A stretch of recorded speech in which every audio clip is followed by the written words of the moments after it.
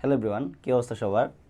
তো আজকে হচ্ছে আমরা medical admission question bank analysis সিরিজের প্রথম অধ্যায় রক্ত সঞ্চালন রক্ত সংবহন প্রক্রিয়ার কোশ্চেন নিয়ে আলোচনা করব। তো এটা হচ্ছে গতানুগতিক কোশ্চেন সলভ ক্লাসের মতো না, এইখানে আমরা কোশ্চেন সলভ প্লাস ওই রিলেটেড সবগুলো টপিকস কভার করার ট্রাই করব। হ্যাঁ, তো দেখো সর্বপ্রথম যে কোশ্চেনটা, যে কোনটি প্লাজমা প্রোটিন নয়, মেডিকেল অ্যাডমিশন টেস্ট প্রিভিয়াস ইয়ারে এই কোশ্চেনটা বহুবার আসছে, এই টপিক্স থেকে কোশ্চেন অনেকবার আসে, প্লাজমা প্রোটিন। তো দেখো আমরা জানি যে রক্তের প্রধান অংশ দুইটা, রক্তরস, রক্তকণিকা। এই যে রক্তরস, এই রক্তরসেরই আরেক নাম হচ্ছে প্লাজমা, রক্তরসের আরেক নাম হচ্ছে প্লাজমা। তো প্লাজমার মধ্যে যে প্রোটিনগুলো থাকে তাকে আমরা বলি প্লাজমা প্রোটিন। তো দেখো প্লাজমা প্রোটিন, চারটা প্লাজমা প্রোটিন আমি এরকম করে মনে রাখতাম, যে প্লাজমা প্রোটিনগুলোর নাম মনে রাখতাম, ধরো লাইক একটা ওয়ার্ড দিয়ে মনে রাখতাম, ফারিহা, প্রথম, গুলশান এলো। তো এরকম করে দেখো, ফারিহা, প্রথম, গুলশান এলো। ফারিহা, ফারিহা দিয়ে মনে রাখতাম ফাইব্রিনোজেন, ফারিহা মিনস ফাইব্রিনোজেন। প্রথম, প্রথম থেকে কি মনে রাখতাম, প্রোথ্রম্বিন, প্রথম মিনস প্রোথ্রম্বিন। গুলশান, গ্লোবিউলিন, এলো মানে অ্যালবুমিন। তাহলে ফাইব্রিনোজেন, প্রোথ্রম্বিন, গ্লোবিউলিন, অ্যালবুমিন। তাহলে দেখো কোনটা প্লাজমা প্রোটিন নয়, ক্রিয়েটিনিন। তাহলে কোনটা প্লাজমা প্রোটিন নয়, ক্রিয়েটিনিন। মনে রাখবা এই ক্রিয়েটিনিন হচ্ছে নাইট্রোজেন গঠিত বর্জ্য পদার্থ, রক্তের মধ্যে থাকা নাইট্রোজেন গঠিত বর্জ্য পদার্থের নাম হচ্ছে ক্রিয়েটিনিন। তো এরকম আরও কিছু নাইট্রোজেন গঠিত বর্জ্য পদার্থ আছে, like urea, uric acid, creatinine. হ্যাঁ, তো প্লাজমা প্রোটিন কি, ফাইব্রিনোজেন, অ্যালবুমিন, গ্লোবিউলিন, আর একটা হচ্ছে প্রোথ্রম্বিন।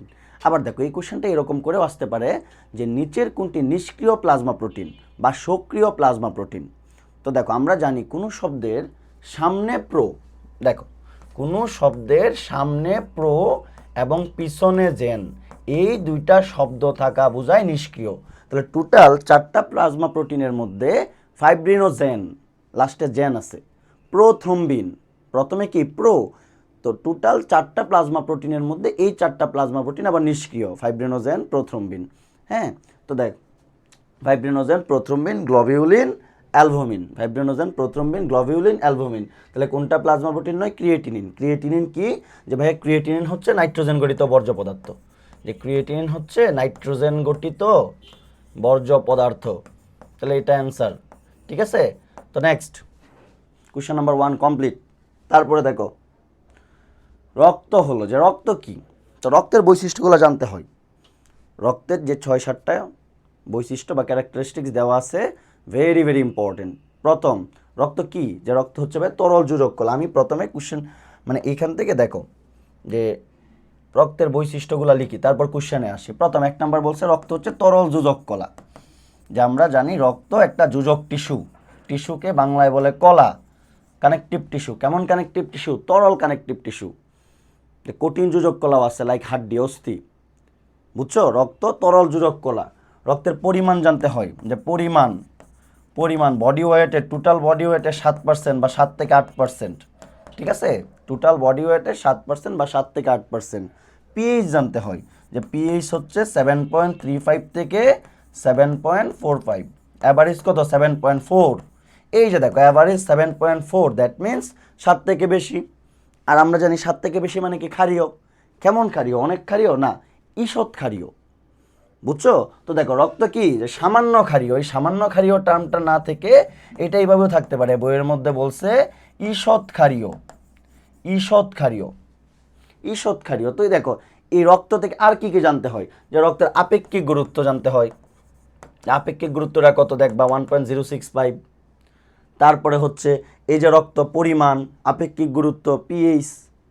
তারপরে কি, যে রক্ত তৈরির প্রক্রিয়াকে কি বলা হয়, রক্তের অংশগুলো জানতে হয়, রক্তের স্বাদ কেমন, নুনতা কেন, অজৈব লবণের কারণে। রক্তের বর্ণ কেমন, যে লাল, রক্তের বর্ণ লাল কেন, যে ভাই এখানে হচ্ছে হিমোগ্লোবিন থাকে এই জন্য।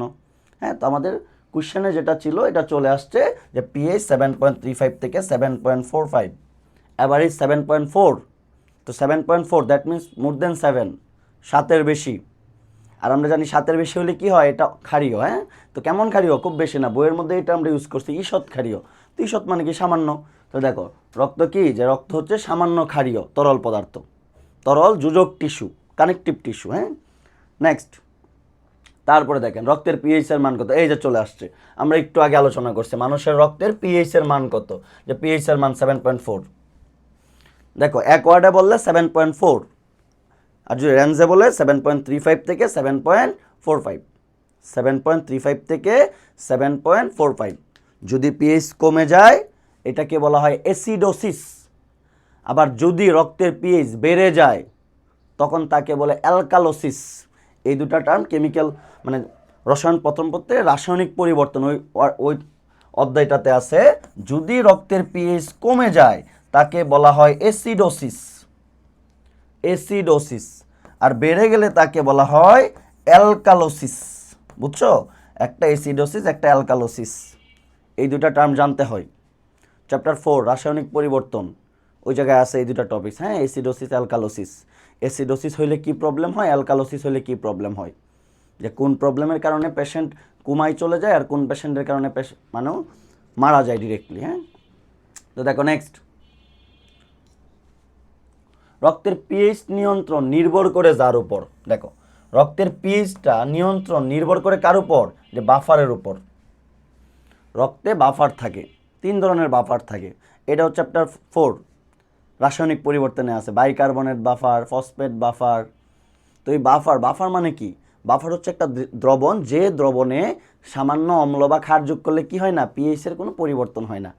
তো দেখো এখানে বলছে রক্তের পিএইচ নিয়ন্ত্রণ নির্ভর করে কার উপর, রক্তের বাফারের উপর। বাফারের উপর পিএইচ নিয়ন্ত্রণটা নির্ভর করতেছে। নেক্সট, তারপরে দেখেন নিম্নের কোনটি প্লাজমা প্রোটিন নয়, same question. Plasma protein fibrinogen, prothrombin, globulin, albumin. তোমাদেরকে পড়াইছি ফারিয়া প্রথম গুলশানের, এই টপিক্সটা দিয়ে মনে রাখবা, ফাইব্রিনোজেন, প্রোথ্রম্বিন, গ্লোবিউলিন, অ্যালবুমিন। তাহলে কোনটা প্লাজমা প্রোটিন নয়, টাইরোসিন। টাইরোসিন হচ্ছে এক ধরনের অ্যামিনো অ্যাসিড। বুঝছো, চ্যাপ্টার 3 কোষ রসায়ন, ওইখানে পড়বা amino acid, total amino acid কতগুলা, প্রোটিন তৈরিকারী অ্যামিনো অ্যাসিড কতগুলা, অ্যালিফ্যাটিক অ্যামিনো অ্যাসিডগুলোর নাম কি, অ্যারোমেটিক অ্যামিনো অ্যাসিডগুলোর নাম কি। ওইখানে একটা অ্যামিনো অ্যাসিডের নাম শুনবার, নাম হচ্ছে টাইরোসিন। বুঝছো, তাহলে টাইরোসিন কি প্লাজমা প্রোটিন না, এটা সাধারণ একটা অ্যামিনো অ্যাসিড। নেক্সট দেখেন, আমরা 2টা কোয়েশ্চেন নিয়ে আলোচনা করছি, 4টা 5টা কোয়েশ্চেন সেম মিলে গেছে। তো টপিকসগুলো আলোচনা করলে হয় কি, এই রিলেটেড যতগুলো কোয়েশ্চেনে আসে আমরা সবগুলো পারি। তারপরে দেখেন নিচের কোনটি মানুষের রক্তের বৈশিষ্ট্য নয়। প্রথম, বিভিন্ন ধরনের অনিয়মিত আকৃতির শ্বেত রক্তকণিকা আছে। হ্যাঁ, এটা বৈশিষ্ট্য। আমরা জানি শ্বেত রক্তকণিকাগুলা অনিয়মিত আকৃতির, অনিয়তাকার, এক একটা এক এক রকম আকৃতির। 2 নাম্বার, লোহিত রক্তকণিকাগুলা দ্বি অবতল এবং গোলাকৃতির। ঠিক আছে। রক্তের প্লাজমা প্রোটিন এবং রক্তকণিকা থাকে। ঠিক আছে। রক্তের মেইন অংশ 2টা, প্লাজমা, রক্তকণিকা। প্লাজমা মিন্স রক্তরস, রক্তকণিকা কি 3 ধরনের, ডব্লিউবিসি, আরবিসি, প্লাটলেট। তারপরে দেখেন এই 4 নাম্বারটা রক্তের বৈশিষ্ট্য না, নিউক্লিয়াস সম্বলিত অনুচক্রিকা আছে। এইটা ভুল, কারণ রক্তে অনুচক্রিকা থাকে কিন্তু অনুচক্রিকাতে কি নাই, কোনো নিউক্লিয়াস নাই। বুঝছো, রক্তকণিকা 3 ধরনের, লোহিত রক্তকণিকা, শ্বেত রক্তকণিকা, অনুচক্রিকা। লোহিত রক্তকণিকা এই সম্পর্কে বলছে, লোহিত রক্তকণিকাগুলো যখন অপরিণত থাকে তাকে বলে এরিথ্রোব্লাস্ট, আর পরিণত হইলে ওইটাকে বলে এরিথ্রোসাইট। আবার দেখো আরেকটা কথা বলে দিছে, লাইক যে স্তন্যপায়ীদের ক্ষেত্রে এরিথ্রোব্লাস্ট, ওই এরিথ্রোব্লাস্টে নিউক্লিয়াস আছে কিন্তু এরিথ্রোসাইটে নিউক্লিয়াস নাই। আবার ডব্লিউবিসি সারা জীবন নিউক্লিয়াস যুক্ত, কিন্তু অনুচক্রিকা, প্লাটিলেট, থ্রম্বোসাইট এটাতে কখনোই নিউক্লিয়াস থাকে না। তাহলে কি বলছে, নিম্নের কোনটি মানুষের রক্তের বৈশিষ্ট্য নয়, কোনটা হবে 4, রক্তে নিউক্লিয়াস সম্বলিত অনুচক্রিকা থাকে। এটা ভুল। হ্যাঁ, অনুচক্রিকা বা থ্রম্বোসাইট এটাতে কোনো নিউক্লিয়াস যুক্ত নাই। দেখো তোমরা যদি অনুচক্রিকা বা থ্রম্বোসাইট আরও কিছু জিনিস জানতে হয়, যে অনুচক্রিকা নিউক্লিয়াস নেই, অনুচক্রিকা সংখ্যাটা নামটা পড়বা, যেটা আরেক নাম হচ্ছে থ্রম্বোসাইট বা ইংলিশে বলে প্লাটিলেট। অনুচক্রিকা সংখ্যাটা পড়বা, যে সংখ্যা 1.5 লাখ থেকে 4 লাখ। ঠিক আছে। কোন জায়গায় তৈরি হয়, কোন জায়গায় ধ্বংস হয়, এগুলো জানতে হয়। যকৃৎ ও প্লীহায় ধ্বংস হয়। আয়ুকাল কতদিন, 5 থেকে 9 দিন। আরেকটা কথা বলছে খুব ইম্পর্টেন্ট, অনুচক্রিকা কিন্তু কোষীয় ভগ্নাংশ বলা হয়। অস্থিমজ্জার মধ্যে একটা বড় নিউক্লিয়াস যুক্ত কোষ থাকে। বুঝছো, বইয়ে দেখবা একবার প্রথম লাইনটাতে আছে, অস্থিমজ্জার মধ্যে থাকা বড় নিউক্লিয়াস যুক্ত কোষ। তো বইয়ে ওরা বড় নিউক্লিয়াস যুক্ত কোষ এই টার্মটা ইউজ করে না, ওরা যে টার্মটা ইউজ করছে তার নাম হচ্ছে মেগা ক্যারিওসাইট। বলছে অস্থিমজ্জার মেগা ক্যারিওসাইট। এই মেগা ক্যারিওসাইট থেকে যে জিনিসটা তৈরি হয় তার নাম হচ্ছে অনুচক্রিকা। দেখেন ভাইয়া, মেগা ক্যারিওসাইট মানে কি? দেখেন, মেগা, মেগা মানে বড়, মেগা মিন্স বড়, ক্যারিয়ন, ক্যারিয়ন মিন্স নিউক্লিয়াস, আর সাইট মানে কি? কোষ। তাহলে মেগা ক্যারিওসাইট মানে কি? বড় নিউক্লিয়াস যুক্ত কোষ। বুঝছো? ওই বড় নিউক্লিয়াস যুক্ত কোষ বা মেগা ক্যারিওসাইট থেকে যে টুকরাগুলা তৈরি হয় এই টুকরাগুলাকে বলা হয় অনুচক্রিকা বা কোষীয় ভগ্নাংশ। বুঝছো? তাহলে এদের কি নাই? কোনো নিউক্লিয়াস নাই। তাহলে কোনটা সঠিক নয়? এটা রক্তে নিউক্লিয়াস সম্বলিত অনুচক্রিকা আছে। দেন নেক্সট, সামনে আগায়, দেখো নিম্নের কোনটা প্লাজমা প্রোটিন নয়? সেম, বারবার আসতেছে, ফাইব্রিনোজেন, প্রথ্রম্বিন, অ্যালবুমিন। তাহলে কোনটা হবে? বিলিরুবিন। বিলিরুবিন কিসের অংশ? যে ভাইয়া বিলিরুবিন হচ্ছে পিত্তরসের মধ্যে থাকে। বিলিরুবিন, বিলিবার্ডিন, বুঝছো? যকৃতে তৈরি হয় লোহিত রক্তকণিকা ভেঙে, হিমোগ্লোবিন ভেঙে।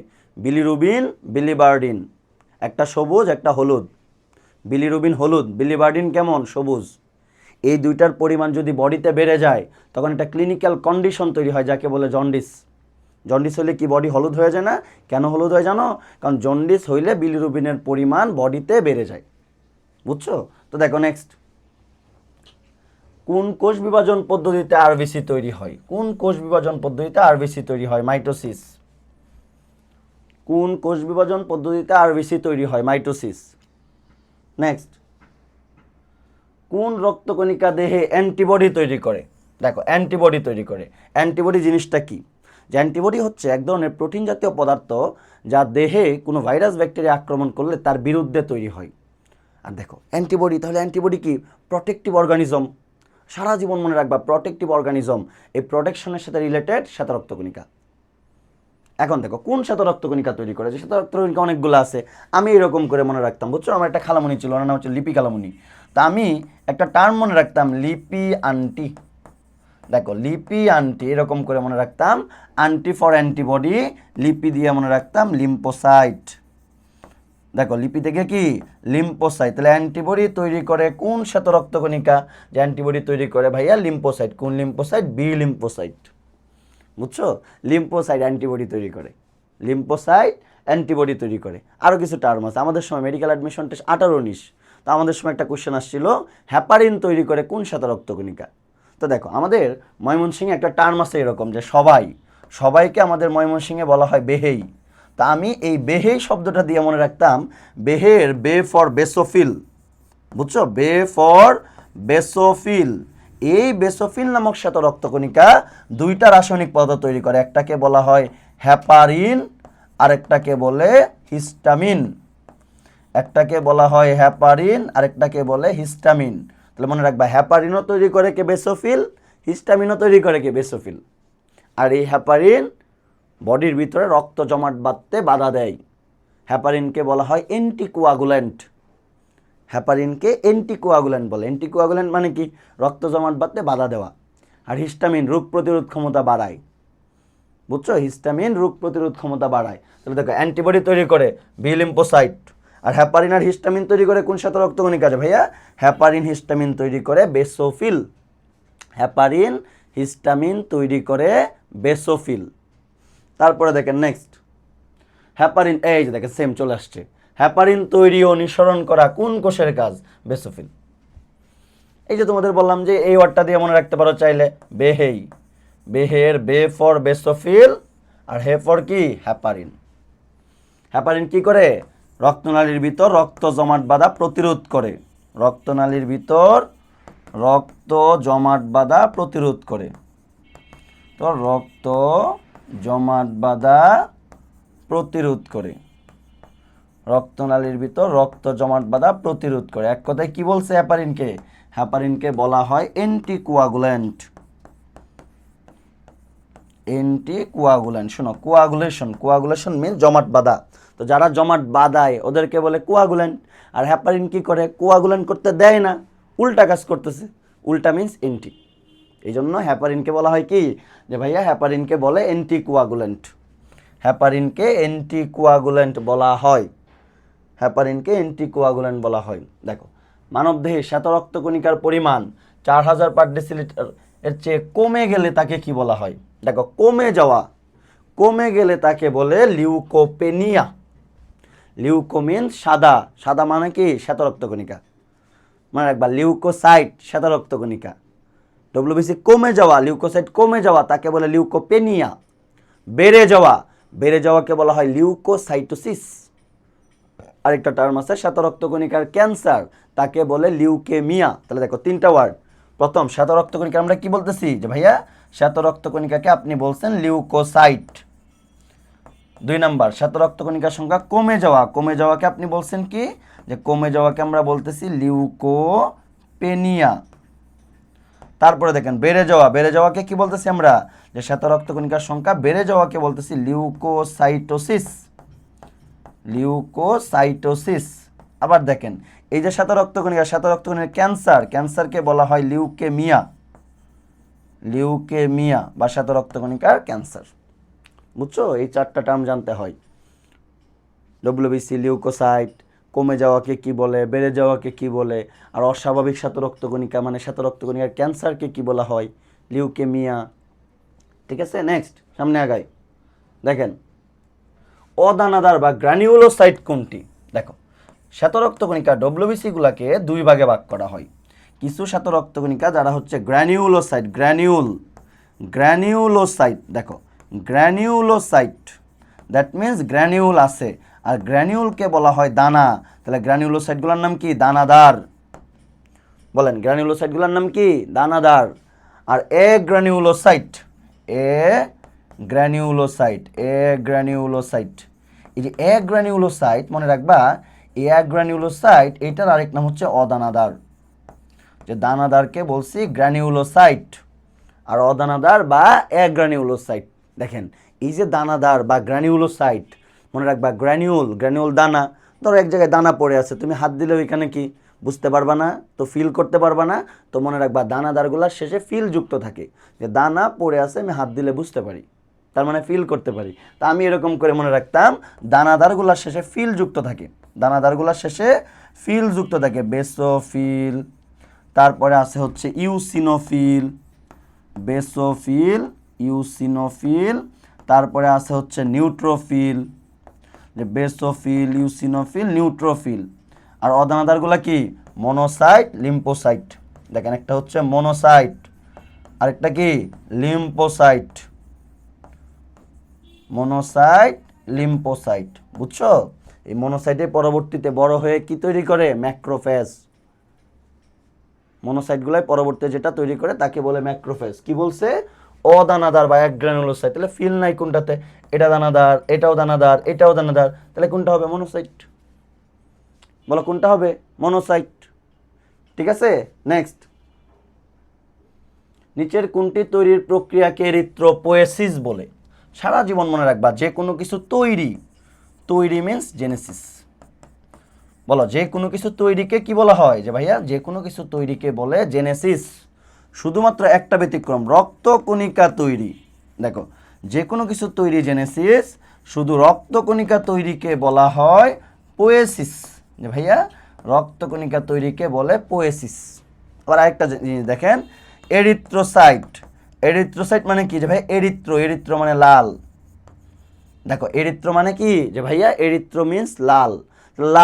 লোহিত রক্তকণিকাকে বলা হয় এরিথ্রোসাইট। বলো, লোহিত রক্তকণিকাকে কি বলা হয়? যে ভাইয়া লোহিত রক্তকণিকাকে বলা হচ্ছে এরিথ্রোসাইট। বলে একবার, লোহিত রক্তকণিকাকে বলা হয় এরিথ্রোসাইট, পরিণতটাকে বলে এরিথ্রোসাইট। অপরিণত লোহিত রক্তকণিকাকে বলা হয় এরিথ্রোব্লাস্ট। আর এই যে এরিথ্রোসাইট তৈরির প্রক্রিয়ার নাম কি? যে ভাই এরিথ্রোসাইট তৈরির প্রক্রিয়ার নাম হচ্ছে এরিথ্রোপোয়েসিস। তাহলে এই এরিথ্রোপোয়েসিস প্রক্রিয়ায় কি তৈরি হয়? যে এরিথ্রোপোয়েসিস প্রক্রিয়ায় এরিথ্রোসাইট তৈরি হয়। আর এরিথ্রোসাইট মানে কি? লোহিত রক্তকণিকা। বুঝছো? আর ওই এরিথ্রোপোয়েসিস প্রক্রিয়ায় একটা হরমোন ভূমিকা রাখে, ওই হরমোনটাকে বলে এরিথ্রোপোয়েটিন। ওই হরমোনটাকে বলা হয় এরিথ্রোপোয়েটিন। যে এরিথ্রোপোয়েসিস প্রক্রিয়ায় এরিথ্রোসাইট তৈরি হয়, ওই জায়গায় একটা হরমোন ভূমিকা রাখে যাকে বলে এরিথ্রোপোয়েটিন। যাকে বলা হচ্ছে এরিথ্রোপোয়েটিন। তা দেখো জিনিসটার নাম এরিথ্রোসাইট, তৈরির প্রক্রিয়া এরিথ্রোপোয়েসিস, আর ওইখানে একটা হরমোন ভূমিকা রাখে, হরমোনটার নাম এরিথ্রোপোয়েটিন। ঠিক আছে, দেখেন তো নিচের কোনটি তৈরির প্রক্রিয়াকে এরিথ্রোপোয়েসিস বলে? যে লোহিত রক্তকণিকা। শ্বেত রক্তকণিকা তৈরির প্রক্রিয়াকে বলে লিউকোপোয়েসিস। শ্বেত রক্তকণিকা লিউকোসাইট। দেন নেক্সট, নিউক্লিয়াস বিহীন কোষ কোনটা? এই যে দেখো নিউক্লিয়াস বিহীন কোষ কোনটা, মনে রাখবা নিউক্লিয়াস বিহীন কোষ কোনটা? যে ভাইয়া নিউক্লিয়াস বিহীন কোষ হচ্ছে, দেখেন নিউক্লিয়াস বিহীন কোষ হচ্ছে যে পরিণত লোহিত রক্তকণিকা। লোহিত রক্তকণিকাতে কি নাই? যে লোহিত রক্তকণিকাটা যখন পরিণত হয় তখন ওইটার মধ্যে কোনো নিউক্লিয়াস থাকে না, তখন ওইটার মধ্যে কোনো নিউক্লিয়াস থাকে না। তো দেখেন এই যে রক্ত, এই রক্ত অধ্যায়টার মেইন পার্ট হচ্ছে তিনটা: রক্ত, রক্তনালী, হৃৎপিণ্ড। তো আমরা মোটামুটি রক্ত রিলেটেড যে এই এমসিকিউগুলোই আছে, হ্যাঁ। তারপরে বাকি আছে হচ্ছে আমাদের রক্তনালী, হৃৎপিণ্ড। তো রক্তনালী, হৃৎপিণ্ড নিয়ে আমরা ইনশাল্লাহ নেক্সট ক্লাসে আলোচনা করব, হ্যাঁ। তো আজকে এই পর্যন্ত, শুধুমাত্র রক্তের যে পার্টটা, ওই পার্টটা থেকে এখন পর্যন্ত যে যে এমসিকিউগুলো আসতে পারে বা আসছে আমরা ওই টপিকসগুলো নিয়ে আলোচনা করছি। ঠিক আছে, তো আজকে এই পর্যন্তই।